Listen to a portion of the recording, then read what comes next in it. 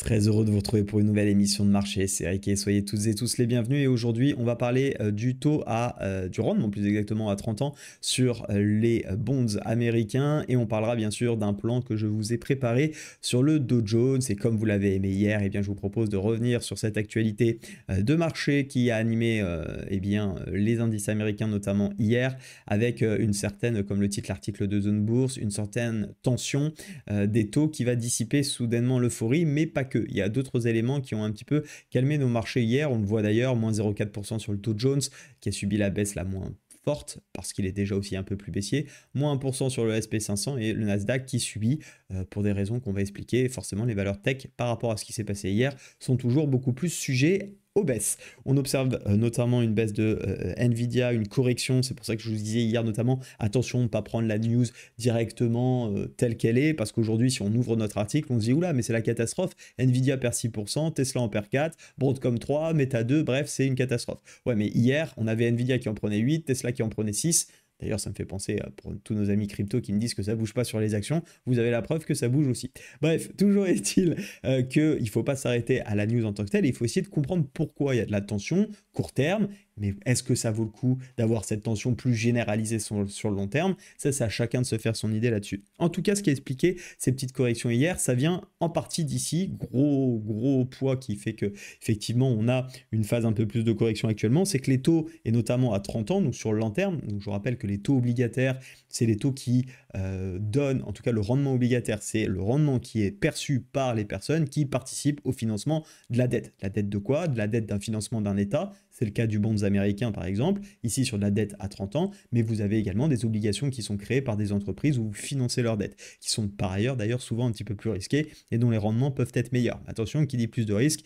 dit aussi possibilité de ne jamais revoir son argent. Donc tout ça étant très particulier, je vous invite à vous rendre sur mon site internet si vous souhaitez. Il y a une formation qui s'appelle Market Pro. Il y a tout ce qui est expliqué sur les obligations pour bien intégrer la compréhension du 30 ans, des obligations sur l'impact des indices notamment. Notre sujet aujourd'hui, c'est de comprendre pourquoi effectivement on a une hausse et ça tend les marchés. Simplement parce qu'aujourd'hui, il faut comprendre que le rendement obligataire à 30 ans, c'est-à-dire que si vous participez au financement de la dette américaine sur 30 ans, eh bien vous allez percevoir, si vous achetez une obligation aujourd'hui, 4,90%.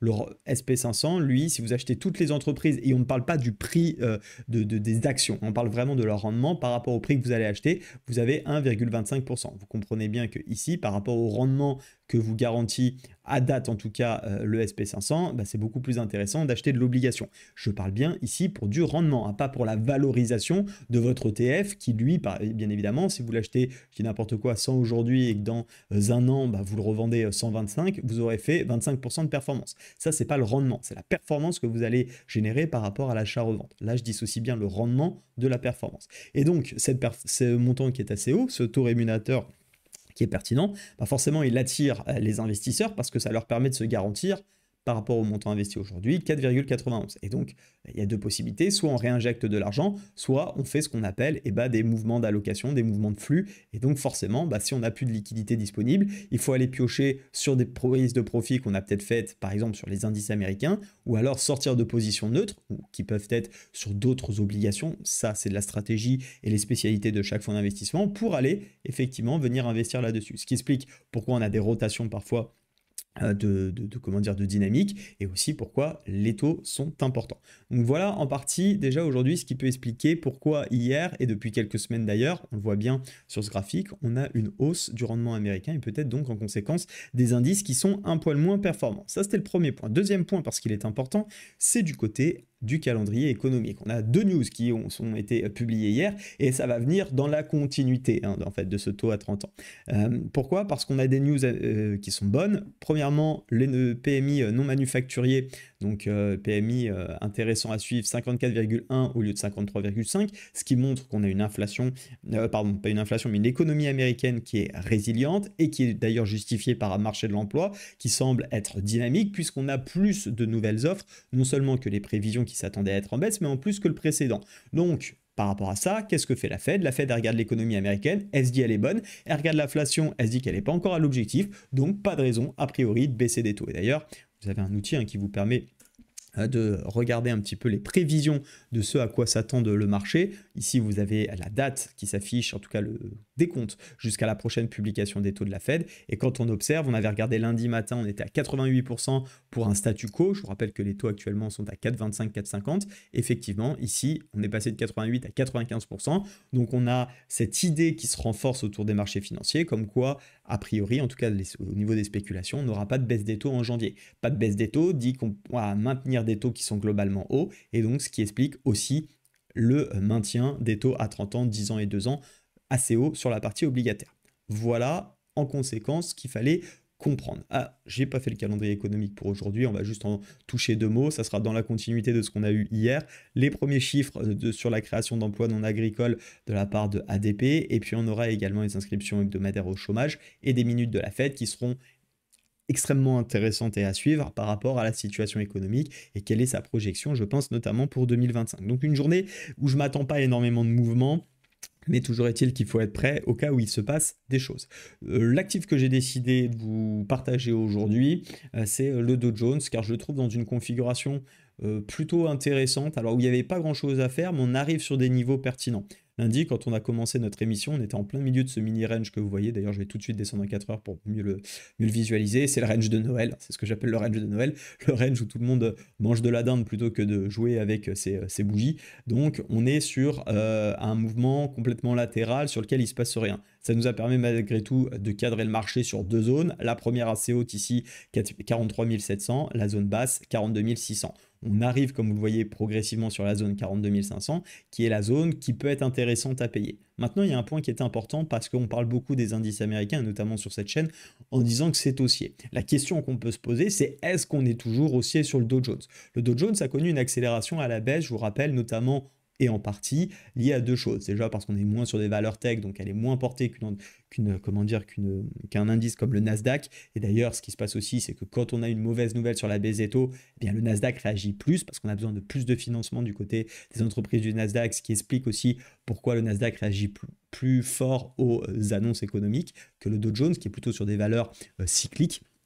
Donc il faut bien avoir ça en tête.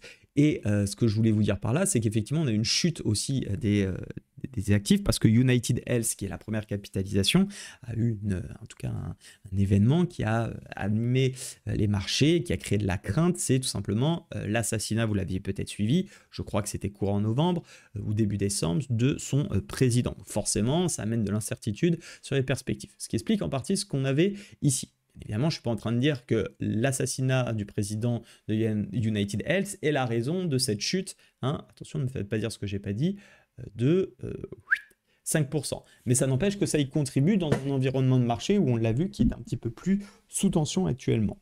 Mon plan, il est extrêmement simple. Si on casse le niveau des 42 600, pardonnez-moi, ça sera bien évidemment de continuer l'objectif de vente, c'est-à-dire d'accompagner ce mouvement baissier, puisque pour moi, on n'est plus vraiment dans un canal haussier, on le voit bien, ce canal. Alors, il y a 2 petits excès, celui-ci, je considère que c'est même pas un excès, on va surtout parler de celui-là, mais sinon, le canal est assez propre, et on a effectivement un retournement qui peut créer un petit peu un retournement qui peut créer tout simplement une tendance baissière, et donc essayer d'accompagner le mouvement.